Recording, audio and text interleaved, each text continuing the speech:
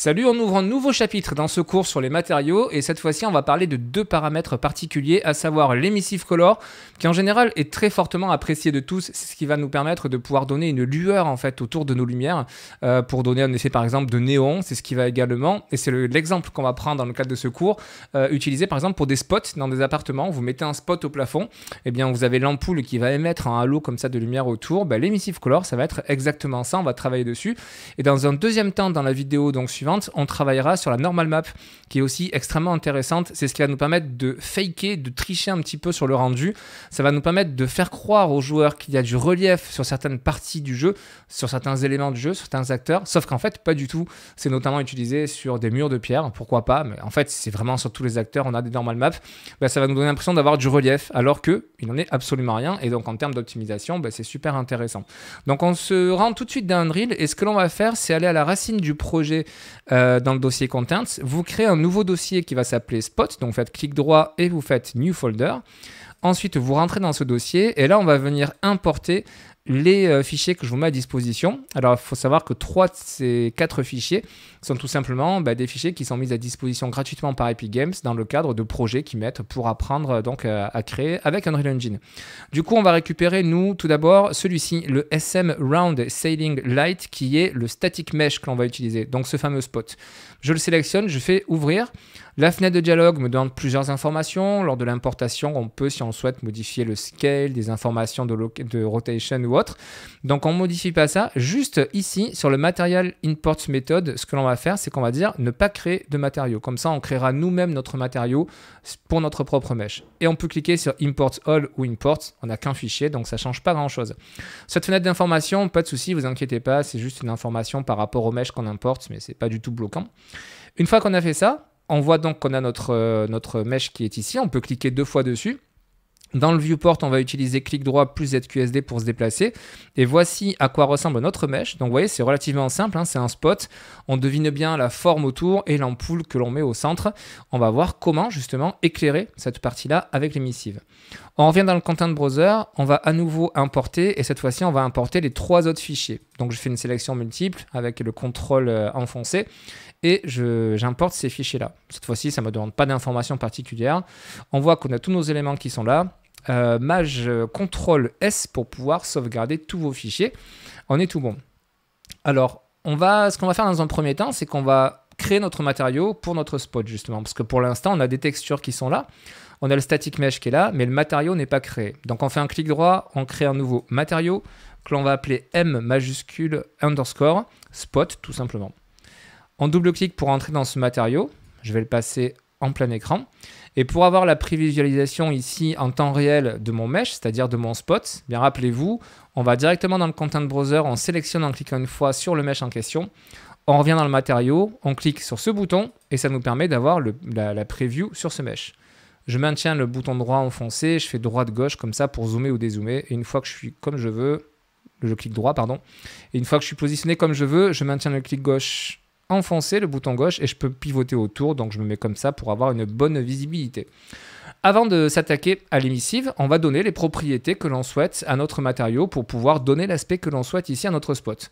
Le base color ici, on va renseigner une couleur parce que si on laisse noir, la lumière elle va pas du tout refléter ou quoi que ce soit sur le noir. Donc du coup, on va ici venir glisser un node qui est une constante 3 vector qu'on a déjà vu, c'est une expression. On peut soit le faire glisser depuis ici, soit on peut faire clic droit, on tape const pour constante et on peut venir sélectionner ici. Soit si votre clavier est proprement paramétré au niveau des raccourcis dans votre éditeur pour prendre en compte votre clavier AZERTY, à ce moment-là, vous pouvez faire un clic gauche et ça vous créera, c'est le raccourci clavier, qui vous permettra d'avoir le node. On va relier ici au base color et ce que nous allons faire, c'est donner notre couleur du coup à notre spot. Donc on sélectionne cette expression, on vient ici dans le color picker et on va sélectionner, moi je vais prendre quelque chose qui va être relativement gris comme ça pour faire quelque chose qui va avoir un aspect plutôt chromé. Je valide, la mise à jour va se faire, ok. Pour l'instant on n'est pas du tout sur du métallique, on va tout de suite arranger ça.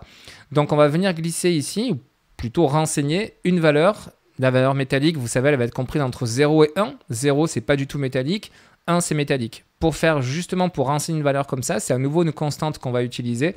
On peut la faire glisser. Je l'ai ici à droite, la constante. Donc, je fais glisser ça. Sinon, à nouveau, clic droit, vous tapez constante ou le raccourci clavier si vous êtes bien paramétré en AZERTY avec le 1 plus clic gauche. Cette constante, je la relie au métallique. Et pour que ce soit justement métallique, eh bien, je vais changer la valeur ici en mettant 1, qui est la valeur maximale. Et on commence à avoir quelque chose d'un petit peu plus métallique. Pour l'instant, ça l'est pas trop parce que le roughness ici, même chose. Il faut que j'indique si oui ou non, on doit retourner la lumière, on doit retourner les informations. Si la roughness est à fond, ça ne retourne rien. Si elle est à 0, ça retourne tout l'environnement. Donc là, on va à nouveau glisser une constante ici que je vais relier donc à ma roughness. Et je vais mettre en valeur, alors vous voyez que par défaut ça met 0, donc là ça retourne vraiment, c'est vraiment un effet miroir, moi je veux pas ça. Je vais mettre 0,2 et ça va me permettre voilà, d'avoir pas mal de retour de l'environnement sans pour autant avoir quelque chose. Je peux même mettre 0,1 peut-être, pour que ça retourne quand même un petit peu mieux. Voilà, on est sur un objet métallique. Après vous pouvez mettre les valeurs que vous souhaitez, hein. C'est juste pour le fun qu'on s'amuse un petit peu à jouer avec ceci. Donc là on a fait la première partie. Maintenant on souhaite rajouter ici quelque chose à l'emissive color pour pouvoir mettre une couleur justement émissive. Comment est-ce que je peux faire ça? Eh bien, même chose, c'est-à-dire qu'on peut très bien passer par une constante et on va définir une valeur à cette constante. Donc par exemple, je fais glisser une nouvelle constante ici que je vais relier à l'emissive color. Par défaut, c'est 0, on voit qu'il ne se passe rien du tout. Si je mets une valeur volontairement forte de 20, eh bien vous voyez que c'est absolument tout le bloc qui va générer de la couleur émissive, de la lumière émissive en l'occurrence. Donc on voit que c'est une lumière blanche par défaut. Mais voilà, mais on voit le problème, c'est que l'ampoule n'est pas prise en compte. Du coup, comment est-ce qu'on peut faire ça et pourquoi ça fait ça? Eh bien, on retombe exactement ce qu'on a vu sur les vidéos précédentes. C'est-à-dire que là, dans l'emissive color, si on passe par une constante comme cela, ça veut dire qu'on dit à Unreal, chacun des pixels du matériau qu'on est en train de créer doit être émissif. Et en plus, avec une bonne valeur ici de 20 qui fait que ça va bien flasher. Mais nous, c'est pas ça qu'on veut faire. Je décoche en faisant Alt plus clic gauche. On veut juste dire que c'est ici, en fait, la surface qui est au centre de mon mesh qui me permet de faire ça. Alors, ce que j'ai fait, moi, pour l'exercice, je suis allé sur Photoshop et j'ai tout simplement fait ça. C'est-à-dire que j'ai créé une texture. J'ai pris du 1024 par 1024 pour la définition, mais j'aurais pu prendre une valeur plus petite, c'est pas un souci pour l'exercice. J'ai mis un fond noir pour dire que, rappelez-vous, la valeur 0 qui correspond au noir veut dire qu'il ne faut pas traiter le sujet, entre guillemets. Et le blanc va retourner 1, ça veut dire que c'est la valeur maximale. Donc en mettant cette texture dans l'émissif, Unreal va pouvoir prendre la texture, analyser point par point, pixel par pixel, la valeur qui va nous retourner, donc 0 ou 1. Pour le 1, ça va mettre l'émissif à fond. Pour 0, ça va mettre l'émissif à 0. Donc ceci, vous l'avez, hein, on l'a importé dans notre projet. On peut revenir dans le Content Browser. C'est le fichier qui s'appelle NB. On va le prendre et on le fait glisser ici dans le spot et on relâche. On a donc une texture qui a été créée. On aurait pu le créer différemment aussi, je vous montre. Je fais un clic droit, je tape texture et c'est l'expression qui s'appelle texture sample qu'il faut venir sélectionner ici. Si par défaut votre texture ne se met pas là, c'est tout simplement que vous ne l'avez pas actuellement sélectionnée dans votre Content Browser. Vous la sélectionnez, vous venez ici et vous cliquez sur la petite flèche de gauche ou tout simplement vous venez dans la liste chercher votre texture, c'est pas un souci. Donc là maintenant j'ai ma texture, je vais supprimer ici ma constante que j'avais créée et cette texture, je vais relier le RGB à l'emissive color. Ça va me renvoyer toutes mes informations et vous voyez qu'ici on a bien le centre de mon acteur qui est pris en compte. Alors réellement c'est fait vraiment à la mano, c'est fait à la va-vite, c'est-à-dire que je ne prends pas la forme vraiment originale de l'objet, la forme 3D qui fait que avant l'ampoule ça rentrait un petit peu, enfin bon je ne prends pas les détails, là c'est vraiment grossier. Mais pour vous montrer qu'une fois de plus, une texture nous permet de travailler pixel par pixel et de travailler sur un niveau de gris qui fait que selon l'information qu'on va retourner, ça va faire telle ou telle chose. Et donc là, ça peut très bien fonctionner comme ça pour l'émissive. On va aller un petit peu plus loin parce que ma texture ici, elle est bien jolie, mais elle est quand même limitée.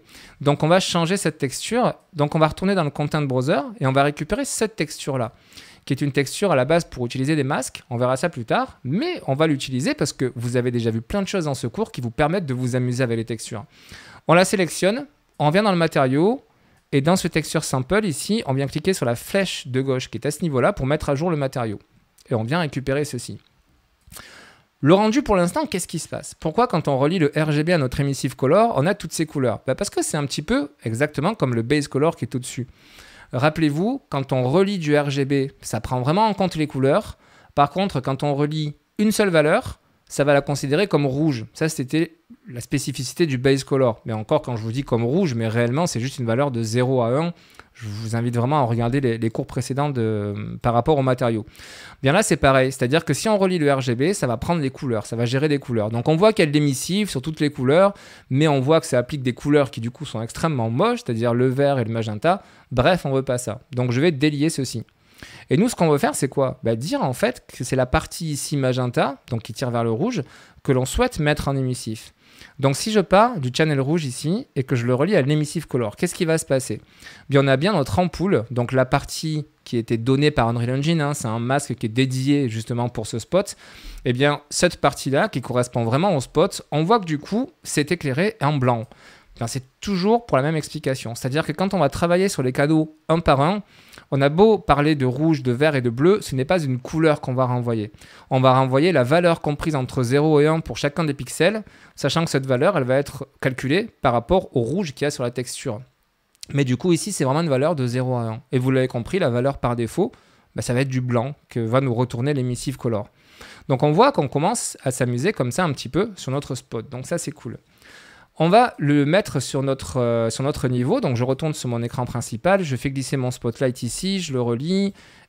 Et on va regarder ce que ça nous donne un petit peu. On se place dessous, le temps que la compilation des shaders se fasse. Pour ça, il vaut mieux, dans son matériau, appuyer ici sur le bouton Save, qui nous permet de sauvegarder et d'appliquer automatiquement donc, ce matériau, la mise à jour, sur tous nos objets qui sont en jeu. Et dans quelques instants, nous aurons notre spot ici qui va se mettre à jour. Normalement. Je vais le refaire glisser sur mon niveau. Peut-être que ça ira un petit peu mieux. Hop là, je le rapproche de moi. Pardon, je vous dis ça, mais non, j'ai fait une erreur de débutant que je ne couperai pas au montage volontairement. Là, je suis en train de faire glisser mon mesh, sauf que mon static mesh, quand je reviens sur ma fenêtre ou que je double-clique dessus ici, je ne lui ai pas renseigné le matériau, donc il ne risquait pas de se calculer. Pour faire ceci, donc dans l'éditeur de static mesh, je viens là, je clique sur ma liste déroulante et je vais chercher le matériau qu'on est en train de créer qui s'appelle Spot. En sélectionnant le matériau Spot, c'est tout de suite beaucoup mieux. Je sauvegarde et je reviens dans mon niveau. Alors, est-ce que j'en avais mis un? Non, je l'avais supprimé. Décidément. Du coup, je reglisse mon spot ici, je vais le poser là, je le soulève un petit peu et on va se placer autour. Donc, on voit qu'on a bien notre spot, mais on voit que l'émissive, pour l'instant, elle tire un petit peu la tête. C'est-à-dire que, ok, on a de la lumière, mais elle n'est pas super forte. Comment est-ce qu'on peut faire pour augmenter, justement, le punch un petit peu de l'émissive? Eh bien, on va partir de notre channel ici. On va faire un multiply, donc c'est vraiment le signe multiplier, où vous tapez multiply. Et quand on sélectionne cette expression, vous voyez qu'ici, on a la constante A qui est renseignée par les informations de texture ici qu'on est en train de renvoyer. Et la constante B ici, c'est nous qui allons rentrer manuellement une valeur pour dire on veut donner du punch en fait à cette émissive. Donc on va dire que on va venir renseigner par exemple 20, on va mettre une valeur volontairement très forte. Je mets 20 ici en boost. Et le résultat de ce multiply, je viens le glisser ici dans l'emissive color. Et là, vous voyez que tout de suite, au niveau du pré-rendu, vous voyez qu'il y a beaucoup plus d'effets d'émissif autour donc de notre spot. On peut sauvegarder, ça applique en même temps. On va regarder directement dans notre niveau ce que ça donne. Et on voit vraiment, bon là on est en plein jour en plus, donc c'est différent. Mais on voit qu'il y a beaucoup plus de punch au niveau de la lumière. Donc notre côté émissif, il fonctionne parfaitement bien. On va aller un petit peu plus loin parce que ce serait un petit peu trop facile de s'arrêter là. Et on va dire, ok, on voit que par défaut, la lumière est blanche. Mais si j'ai envie de travailler justement sur la couleur, si j'ai envie que ça éclaire d'une autre couleur, comment est-ce que je peux faire? Eh bien, on va s'amuser un petit peu parce que vous avez maintenant toutes les notions requises pour pouvoir comprendre ça. Ce que l'on va faire, c'est déjà prendre une constante flux vector puisqu'on veut une couleur. C'est-à-dire que si on veut l'éclairer par exemple en vert, en bleu ou en rouge, peu importe, il va falloir qu'on précise la couleur. Donc on prend la couleur. Je glisse ma constante ici. Je vais sélectionner via le color picker la couleur que je veux. Par exemple, je vais prendre du bleu, voilà, comme ceci. Peu importe, vous prenez la couleur que vous souhaitez. Donc, on voit qu'on va pouvoir travailler cette couleur. Et maintenant, comment est-ce qu'on va pouvoir faire pour pouvoir appliquer cette couleur à toute la partie du spot? Eh bien, il va simplement falloir rajouter un multiply que je vais positionner avant ici. Donc, on part de la texture rouge. Je fais, pardon, pas de la texture, du channel rouge, sinon je vais vous induire en erreur. Je délie avec le Alt-clic gauche ici pour pas qu'il y ait de mauvaise entente, de mauvaise compréhension. Donc du coup, je mets un multiply et là je vais dire, je prends chacun des pixels qui vont me retourner donc entre 0 et 1 et je vais le multiplier par ceci, par mon constant free vector ici qui est une couleur. Qu'est-ce qu'on fait en disant ça? Il ne faut pas le prendre dans le sens je vais multiplier en float par une couleur, mais je vais multiplier une couleur par en float. Attention, une multiplication, c'est la même chose. Mais c'est pour la compréhension que je vous dis ça. Tout à l'heure, ça m'a été dit sur Discord, pas bavard que je salue, et je trouvais que c'était beaucoup plus intéressant de le présenter comme ça. C'est-à-dire qu'ici, on prend une couleur, donc réellement, on va le mettre dans cet ordre-là pour que vous compreniez bien. On va prendre une couleur, qui là, en l'occurrence, est le bleu, et cette couleur, on va lui donner de l'intensité. Et l'intensité, elle va être comprise entre 0 et 1, et c'est ce qui va nous être retourné ici par notre canal. Donc réellement, comme je vous le disais, c'est la même chose. On fait une multiplication de deux éléments. Donc peu importe l'ordre, ça va multiplier l'un par l'autre. Ce n'est pas un souci. Mais au niveau de la compréhension, comprenez bien que vous prenez une couleur. Et cette couleur, vous allez lui donner de l'intensité qui va être entre une valeur minimale et une valeur maximale. Et elle va nous être retournée, cette intensité, par le canal rouge. Toute la zone qui est rouge sur mon écran va retourner 1, donc ce sera bien bleu. Et toute la zone qui n'est pas rouge retournera 0. Donc le bleu ne sera pas présent dans cette zone-là. Et ce multiply ici, on peut le relier ici, dans le channel A, dans l'input A du multiply qu'on avait créé précédemment, qui nous permettait de booster le tout. Et vous voyez que maintenant, on a bien ça. On a, si je lis mon script de gauche à droite, on a la couleur bleue à laquelle on va donner une intensité sur ce que nous renvoie le canal rouge de notre texture. Donc tout ce qui est rouge va être bleu. Si on ne mettait pas ça, ce serait blanc. Et le résultat que ça nous sort ici, pour pas que ce soit trop fade, parce que sinon ça nous donnerait ceci. Voilà. Donc c'est bleu, hein, certes, mais c'est assez fade. Eh bien, pour pas que ce soit trop fade, on passe à nouveau, je vais le refaire devant vous, on passe à nouveau par un multiply ici. On prend ce résultat. On va le multiplier par une intensité qu'on peut définir de ce que l'on souhaite pour que ce soit beau. Et le résultat, on vient le lier ici à l'émissive. Et du coup, on a bien le rendu que l'on souhaite. Si je fais save, ça va automatiquement appliquer ceci. On va partir, hop là, en jeu, voir ce que ça nous donne. Donc on a un bleu qui est plus punchy et qui nous permet de bien voir le côté émissif du truc. Une fois de plus, on est en plein extérieur. Hein. En intérieur, ce serait différent. Et on peut s'amuser maintenant à prendre ceci, à changer uniquement la couleur. Par exemple, on veut, je sais pas, on veut du vert. On vient ici sur le vert, on modifie.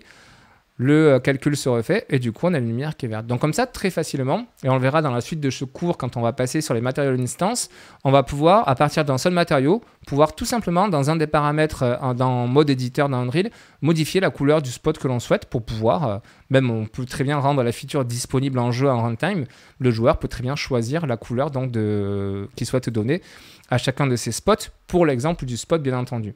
Donc voilà ce que je souhaitais vous dire pour la partie Emissive Color.